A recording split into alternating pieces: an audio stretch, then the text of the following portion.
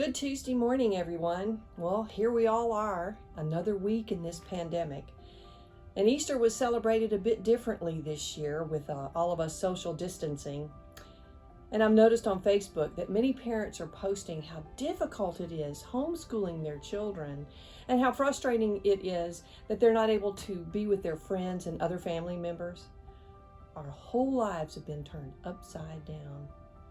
Where do you turn in times like this?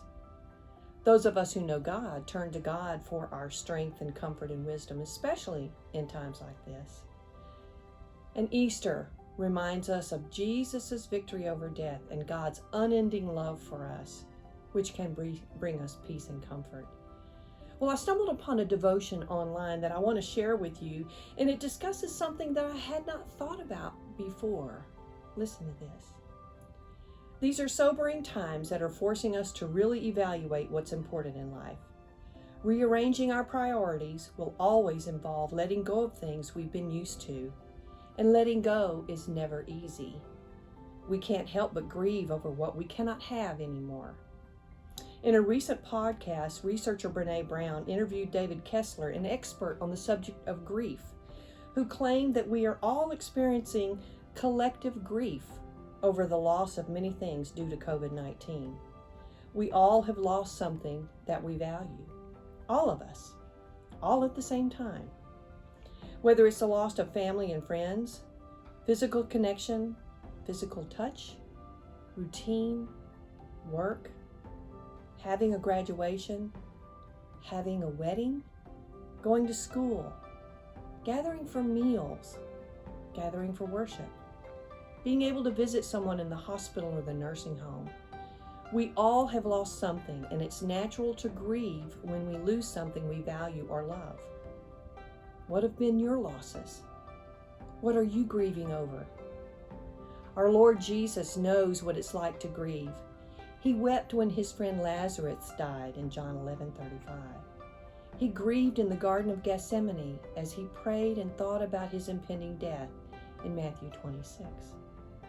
Take comfort in the fact that Jesus knows grief, and he can relate to our loss and what you and I may be feeling right now.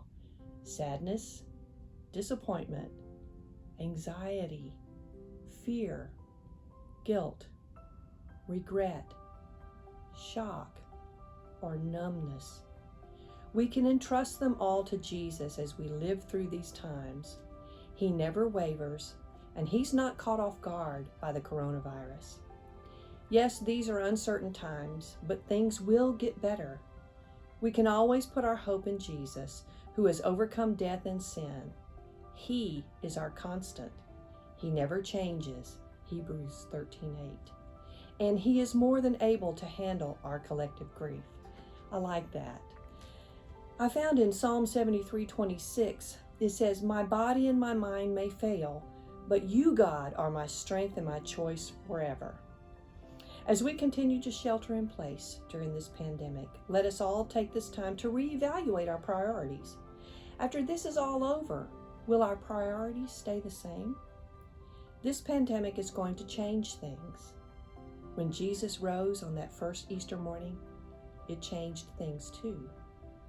Take time today to think about what you're going to change when we can get back together again.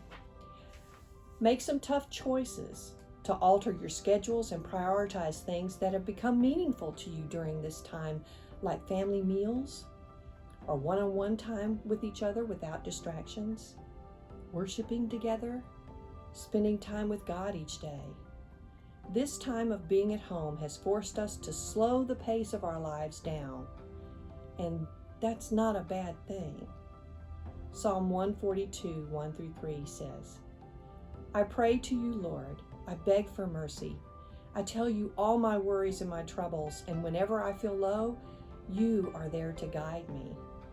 May we all go to God for guidance, peace, and strength today and always.